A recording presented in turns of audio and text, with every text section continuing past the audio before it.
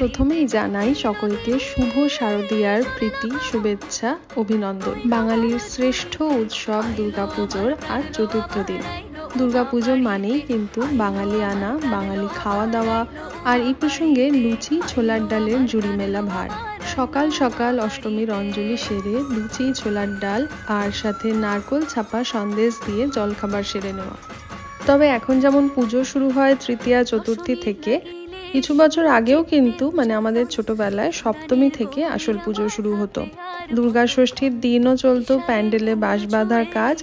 আর তখন তো এত থিমের পুজোর বারবারন্ত ছিল না, ডাকের সাজের ঠাকুর, সাবেকি প্রতিমার চমক ছিল বেশি। পুজো মানেই ছিল ক্যাপ বন্দুক, ফুচকা, চটপটি, আলু কাবলি, হাওয়াই মিঠাই। তবে সময়ের সঙ্গে তাল মিলিয়ে পুজোর এই ধরন যতই পাল্টাক না কেন, পুজোর এই 4টে দিনের মাহাত্ম্য কিন্তু একই থেকে গেছে।